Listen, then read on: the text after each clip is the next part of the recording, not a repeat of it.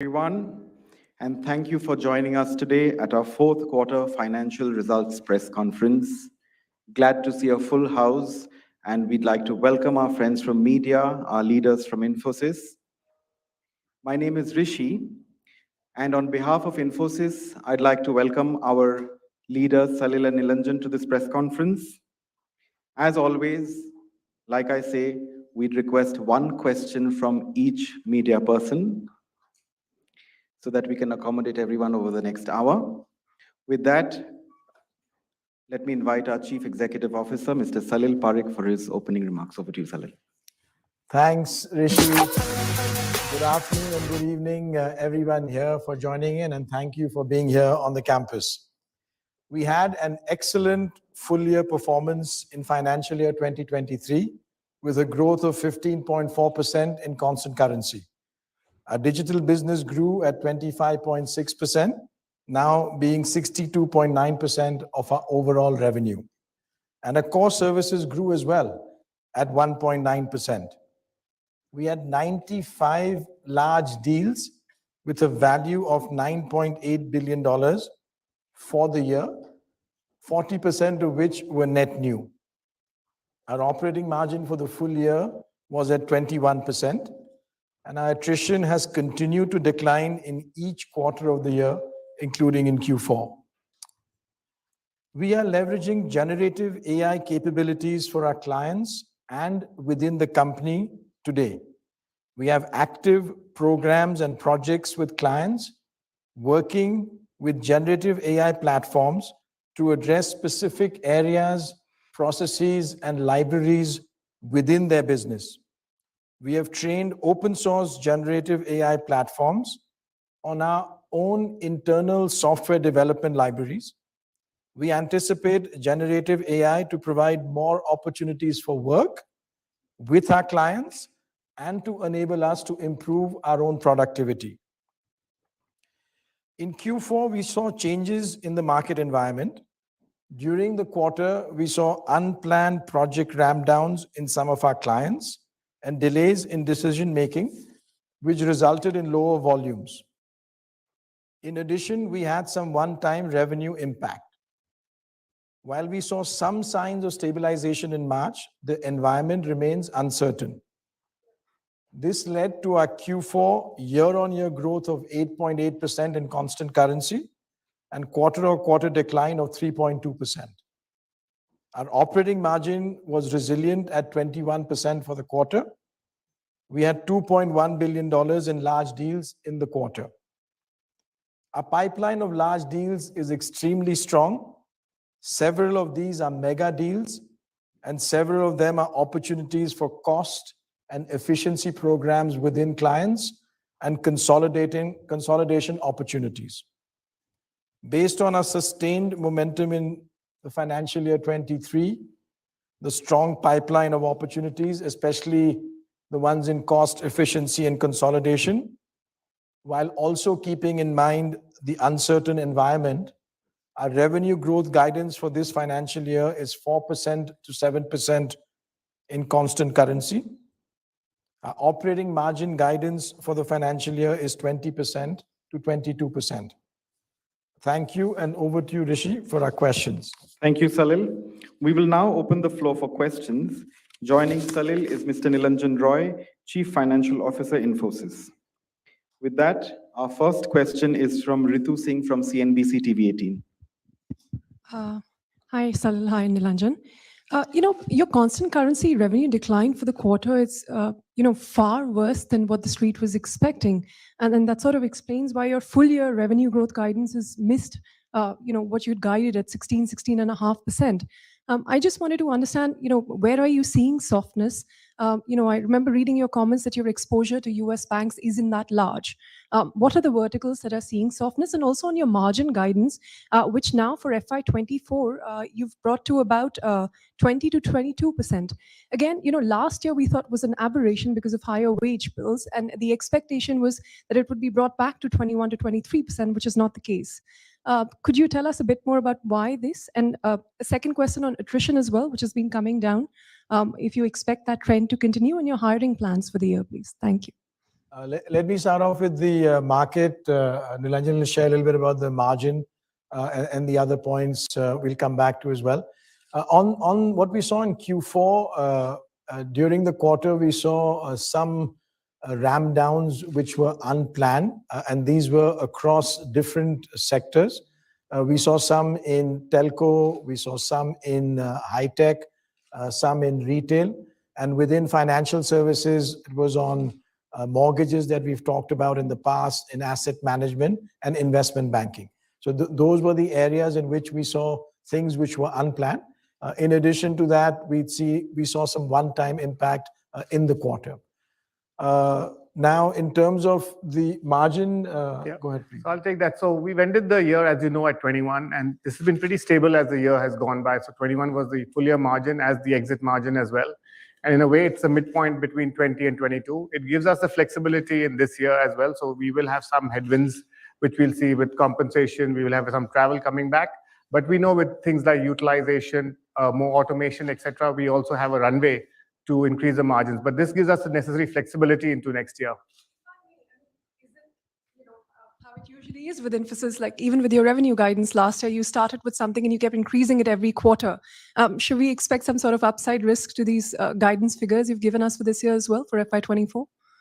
So the guidance we've given is based on what we see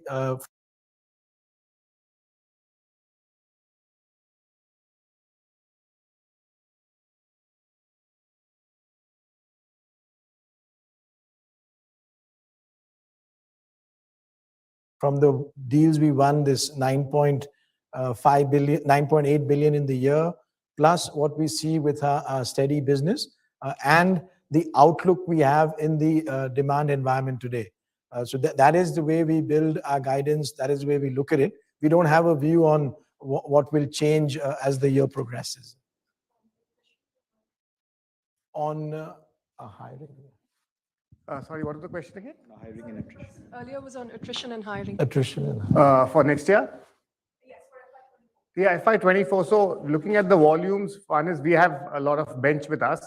In fact, over a long period of time, we have kept this bench. They are ready to move into production projects. But of course, they will take time as volumes come in their own pace. And of course, we have an agile model of hiring off campus as well. So as demand picks up, we have that flexibility as well. So I think our model in terms of hiring has got enough flexibility to take care of new volumes. In any case, we have a rich bench. 80% utilization is what we have, and usually we've operated well above that. Thank you. The next question is from Shilpa Phadnis from the Times of India. I just wanted to understand from you, if you look at the guidance for the next year, it looks really understated, and way back in 2016 is when you had the low single-digit guidance that was re-revised downwards. I just wanted to understand from you, where are the headwinds coming from? Is it largely in BFSI? Last quarter also, you called out some sort of account headwinds. Can you please take us through that? Second, you said one-time impact. So is it largely related to ramp down or any other client-related issues? Can you please help us with that? On the first, I'll address it. Nilanjan will come back on the second one. We saw during the quarter certain clients where we saw these ramp downs which were not planned, and they were across the telco sector, retail, high tech, and financial services, parts of which mainly focused on mortgages, asset management, and investment banking. So it was across those industries that we saw some of the constraints that came up. Yeah, so on the revenue one-timers, so most of the decline in revenue actually was from volume.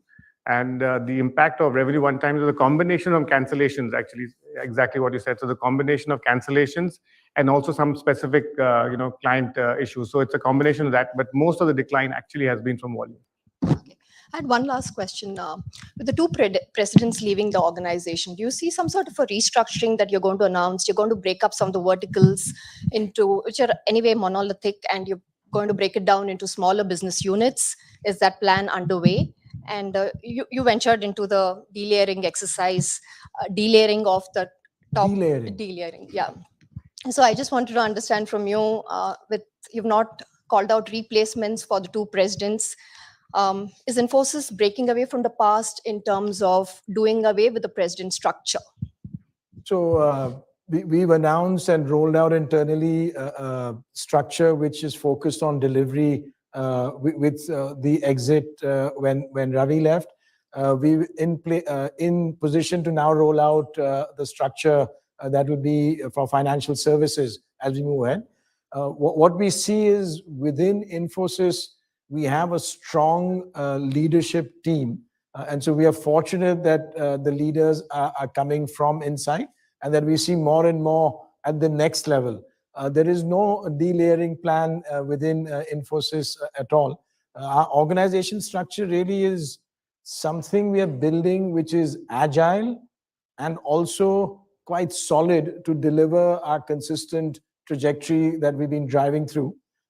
We have, as you know, growth drivers on digital and growth drivers on cost and automation. And so those are the ones that we'll continue to drive. And we have probably the best delivery organization in the industry. So we want to continue to enhance that with the team we have. Thanks, So the current Shilpa. responsibilities will be split between other leaders in the organization. Sorry? The current responsibilities of BFSI? Other leaders, the leaders within the company will step up. And also in delivery, it's done. So everyone is done. The next one will be done in the next few weeks. Thank you. The next question is from Joshelle Mendonça from ET Prime. Hello. I want a clarification on something you've said in the press release. You've said you've expanded your internal program on efficiency and cost to build a higher path to margins.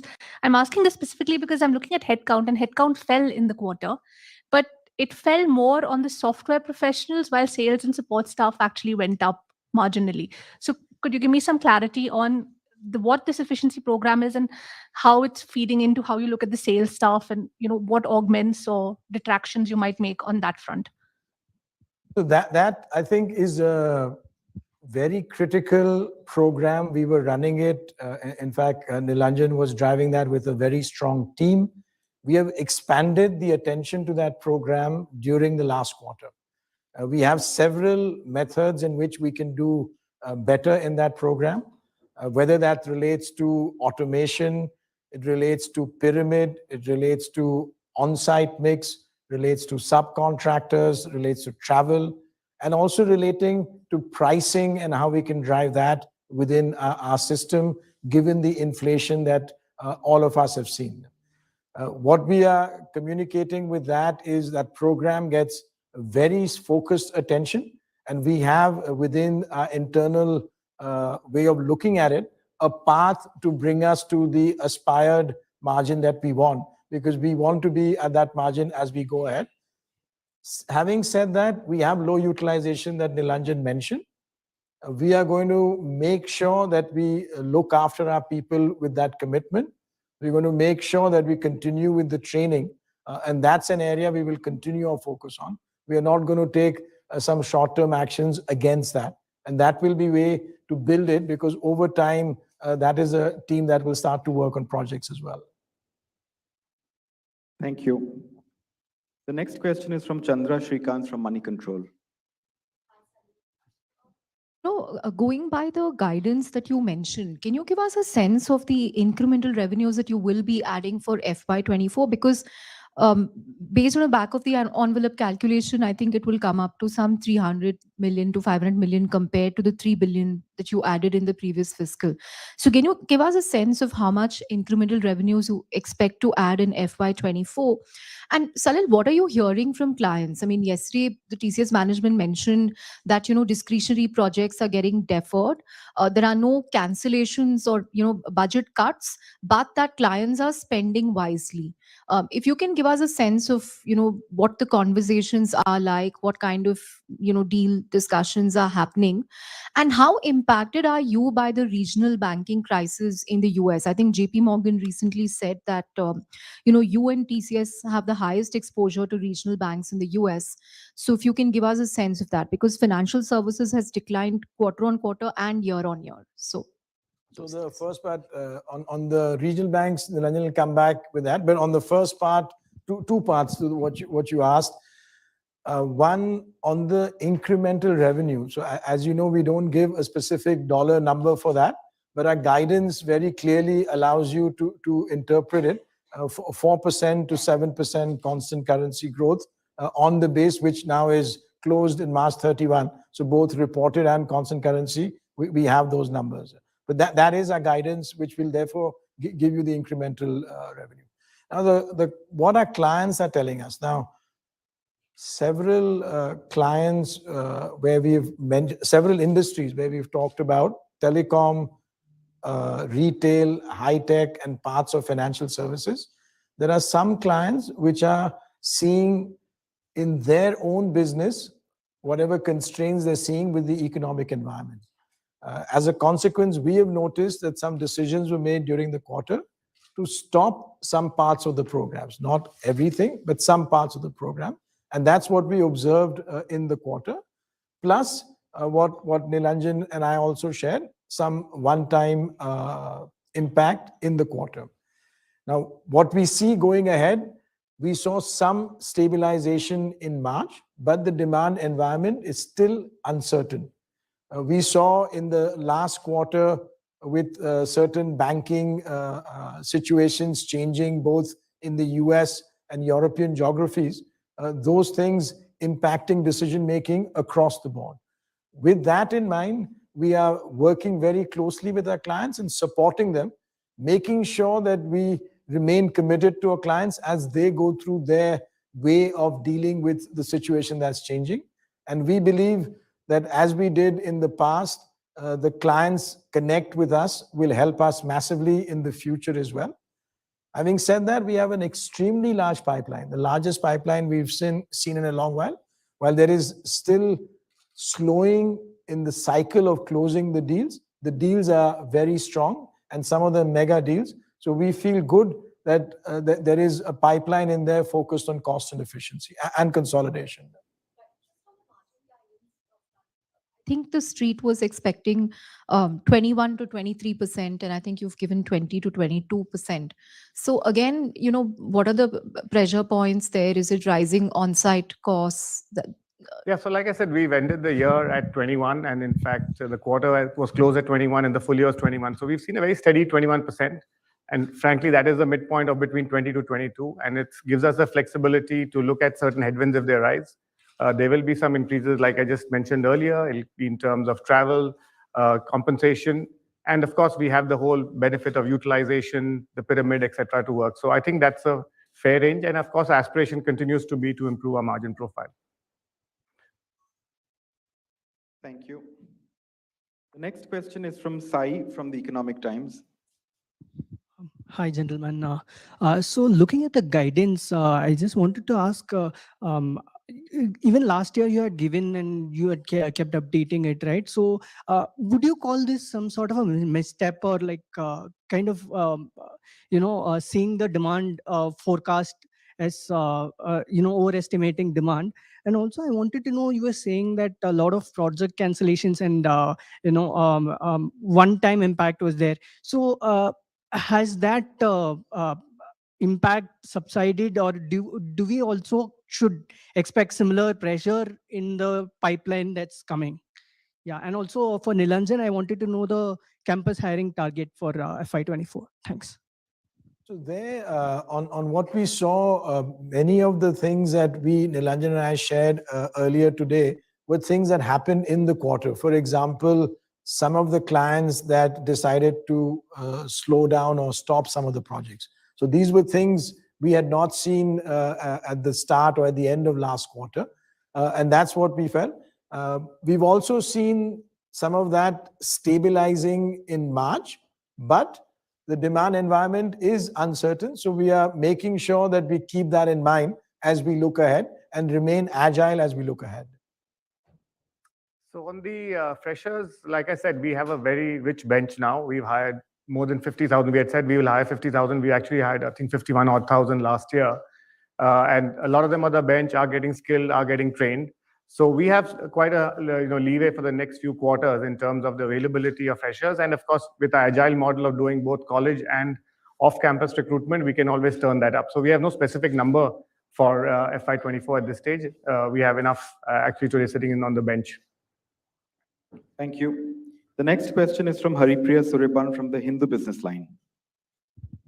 Hi, guys. Salil, you mentioned about slowdown. I just wanted to understand, is it more sentimental or is it structural? Why are these deals getting delayed? And on the ChatGPT part that you mentioned, are there any specific use cases that you guys are working at? And we keep hearing that ChatGPT could make jobs redundant or something like that. So would roles change? Would the nature of jobs change? And are you internally training employees for these technologies? The first part was what, secular or? Is it sentimental, the slowdown that you're seeing and the client behavior that you're seeing? Is it sentimental because everybody's scared, or is it structural? Sentimental. So there, what we're seeing is, some clients have made a decision to slow down or ramp down projects.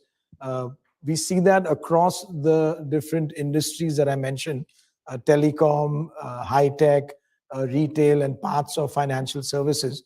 So I don't know whether it's sentimental or structural, but we've seen that as the way the clients have interacted with us.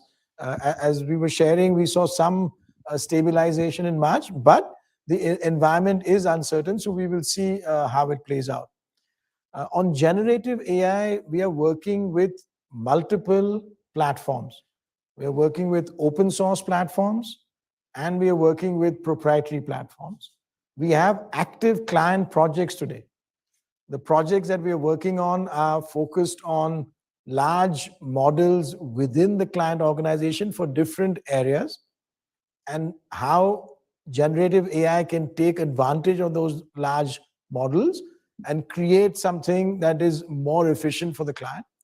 And then we are working on our own software development tool on an open source generative AI platform. We're actually working with two of them, and we are training it on our software development libraries. We've already done that with several of our internal software library elements, and we feel quite good that these things are going to help us with client work, so more work, and also with productivity. So it's really incredible how we think our organization has moved quickly into driving generative AI within our business. And it's now part of all the new training as well, because once you have it for your own software library, you can really deploy it very effectively. Thank you. The next question is from PP Thimaya from Your Story. Hi. Just two questions. One is the kind of, the negative growth you saw in this Q4. Was it kind of, I understand the SVB crisis and the banking crisis and the Credit Suisse and UBS crisis, but was it expected? Such kind of deep cuts for Infosys as such from a revenue perspective. And secondly, the kind of revenue outlook you're given for the current financial year, is this a long-term trend you're going to see that the overall growth rates is going to be maybe high single digits or below 10% kind of thing? So there, first, every quarter we look at where our, let's say, wins in large deals, overall wins, plus the current work is, and we build in a bottom-up way what our estimate is and what our forecast is for the period ahead, for the year, for the financial year. And that's the guidance or update or change that we've given, and we've given that consistently over the last several years. We saw a different kind of volume when we were at the end of last quarter, and then things changed during the quarter, which is what we shared with the projects ramping down.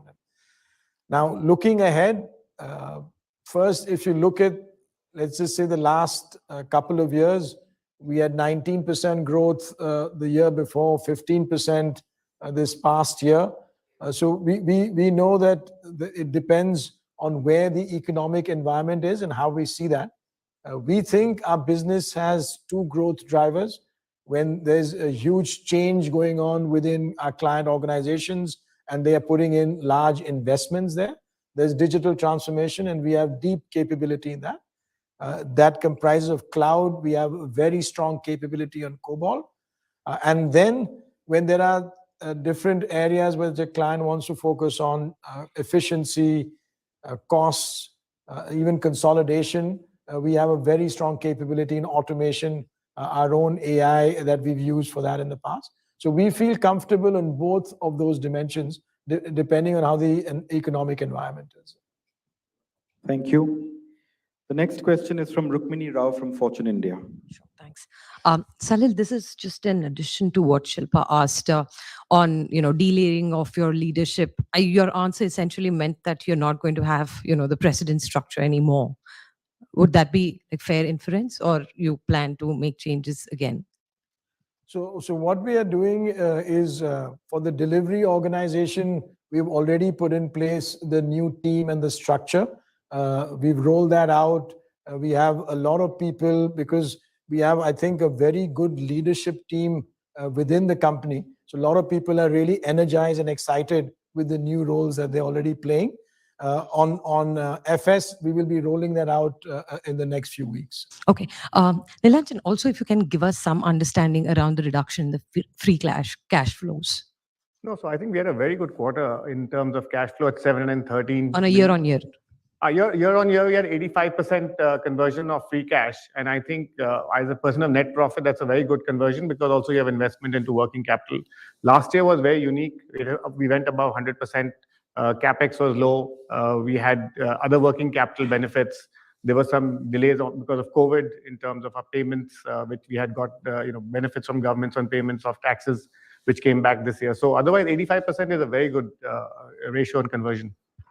Salil, also given that the US macros look so weak and the commentary coming from various quarters also has been the same. So would that mean that for Indian IT services companies, would there be opportunities to pick up, like say, captives of non-core assets of, let's say, a big banker? And are there M&A opportunities that will come out of this slowdown?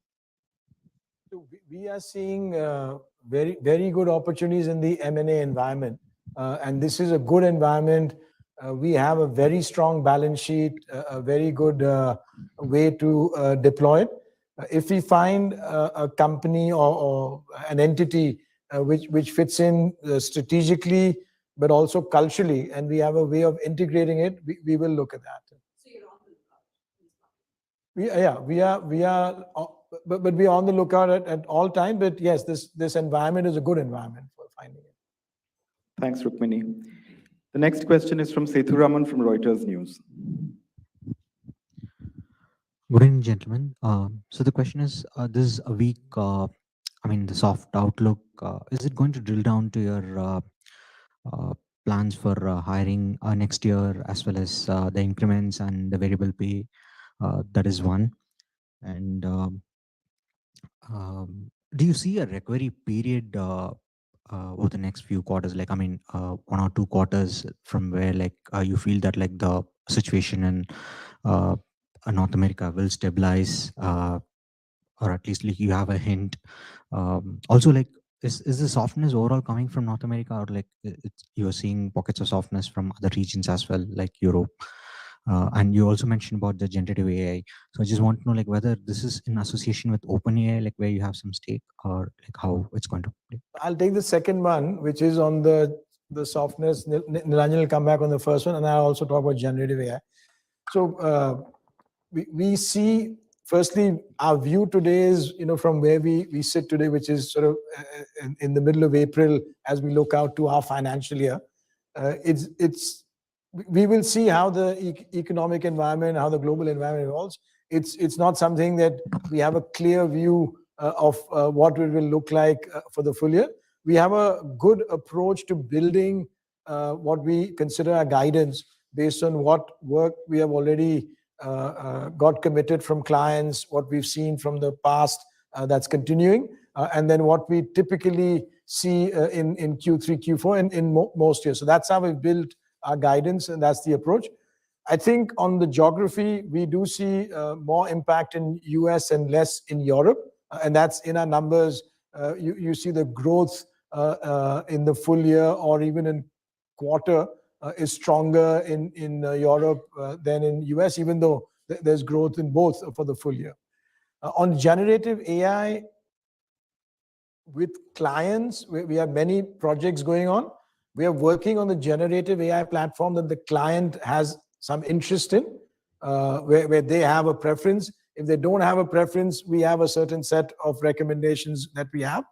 We work with both open source platforms for clients, but also with platforms that they want, which could be open sourced or proprietary platforms. For our own work, we are working on open source platforms today, and we have the ability to work on any generative AI platform because we have our software development libraries, and we can train them on that model.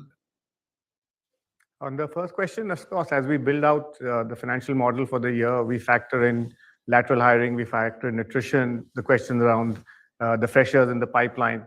And therefore, and of course, we have a margin guidance accordingly built in. So this factors in many of these things, including things like compensation, travel. So the model actually puts together all these various factors and has that flexibility to change each lever, as per where the year will progress. Thank you.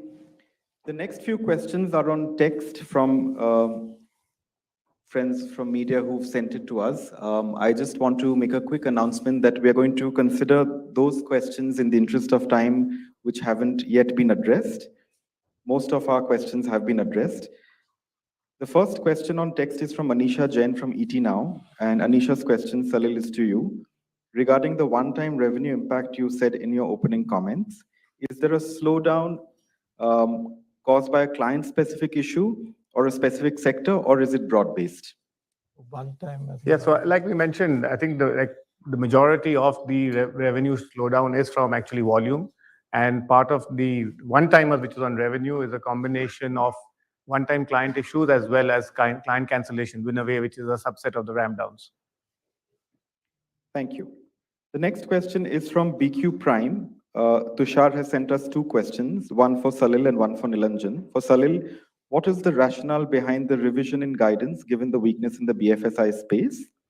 For Nilanjan, how do we see deal making and margin panning out over the next 2 quarters? Is growth likely to return in a hurry? So on the first one, in that sense, there's no revision in the guidance because it's the start of our financial year. So that is our starting guidance for the year. That is our guidance for the year. There's no revision in our guidance. Yeah, I mean, I think we see the guidance in the context of the macro environment which we are sitting in now, right? And that, of course, can change. But the other thing is we have a very strong pipeline. In fact, our large deal pipeline is the strongest ever we've had. And in a way, that gives us the confidence, at least as the year progresses, that we will have some conversion of this. And the second half of the year will definitely see a definitely improvement, in which is why the 4 to 7 band we've given Biden that band exactly for that reason. Thank you. The next question is from Kushal Gupta from Z Business to Nilanjan. What are the tools available at your end to safeguard the margins ahead, given the current scenario remains like this for some more quarters? Yeah, so I think 4 or 5 of them, which straight away we know, I think our automation capabilities are tremendous. I think it's the biggest source of our margin improvement.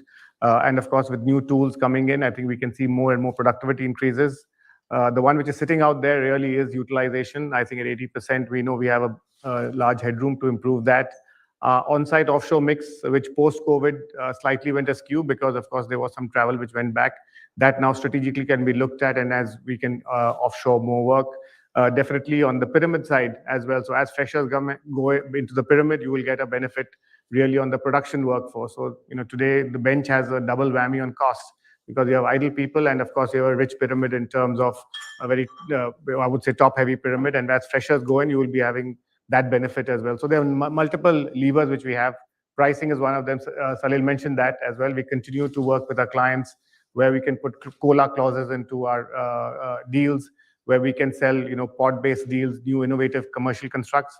Of course, the environment is tough. The good news is we have not seen, for instance, a return back to a heavy discounting environment. We are making sure that we are continuing to push back on our clients on discounts, etc. And that really has stayed even during this time. Thank you. The next question is from CNBC Awaaz for Salil. Has the sentiment worsened among clients? Is there fear of further uncertainty or just caution? Does the uncertainty and delay in decision-making make it likely to play on the pricing of deals in the coming quarters? So there, the way we saw during the quarter, we saw some of our clients looking at ramp downs in their projects, and then there were some one-time impact on revenue. These were spread across different industries. There were some in telecom, some in high tech, retail, and parts of financial services. We see some stabilization in March, but the demand environment is uncertain. So we will watch it and with agility adapt to it. Thank you, Salil. With that, we come to the end of this press conference. We have perhaps 10 more minutes in case anybody would like to ask another question. Otherwise, sure, Joshel, please go ahead. May I please use the microphone because we have to record it. We would like to know about the sharp drop in client addition in the fourth quarter of FY22. Any particular reason for that? No, I think it's probably could be seasonal. I don't have the exact number offhand. Because your own fact sheet shows that you added about 115 clients, right, in fourth quarter, and December quarter it was 134, right? And if you look at a year back, there's nothing specific really at all. So I mean, these 115 clients on a large base of 1,600 clients. So that happens. The ups and downs of that happen. We also lose some clients, and we add, in fact, net more what we lost. So I don't think anything specific in that. Nilanjan, also, in terms of the utilization, whether it's including the trainees or excluding, given that you're going into a difficult year, is there any sort of a number that you're working with in terms of improving your utilization? Because of course, as the year progresses, we will have different targets for as the quarters progress, because you can't put all the freshers into, on day one into programs, right? So it depends on the kind of work that you have. You'll have T&M work, FP work. So it's literally horses for courses, which programs come in, how many freshers can you put in large deals. By default, you can put in more freshers. So it's quite complicated. But given that your revenue guidance is not great, that would mean to say that, you'll not have as many work No, that is of course a headwind. So one of the ways you get around that is on existing deals. So a deal is a current project is 3 years old. You move people out from an existing deal which is 3 years, well into tenure, move up the people into higher roles, put freshers in, and move those experienced people into other deals. So different ways you can play this game as well. But yes, of course, I mean, if you don't have that large volumes, there is a bit of a headwind in terms of how much we can deploy. Rukmini, thanks. Joshel had a question. Shilpa, one sec. Joshel had a question, and after Shilpa's, we'll close the conference. Sorry. So it's a broader question. Over the past few months, we've seen companies say that they have record high deals, strong deal wins, and with Accenture announce 19,000 job cuts, or in the case of TCS, say the market is still uncertain and, have issues with not as strong growth as maybe the market, had expected. Could you give some color on why there may be this disconnect between, strong demand and high deals and good deal wins and large deals that's not somehow flowing into the revenue line? Joshel, it'll be difficult for me to comment on those two companies. No, I mean a broader industry thing, because I think you've had good deal wins this quarter. It's not terrible deal wins for Infosys. For us, no, I think for Infosys, we've had very strong year in terms of wins, 9.8 billion. And that is what we see the growth guidance that we've given, 4 to 7%. Then we saw in the quarter some of the ramp down. So there's always some additions. And then what we had not seen at the end of last quarter, those ramp down. So then we balance those two things as we give the guidance. So slowdown is so bad that it's offsetting the remarkable deal wins we saw in the year. The way we look at it is we had very good large deal wins, and then we had some clients where we had ramp downs.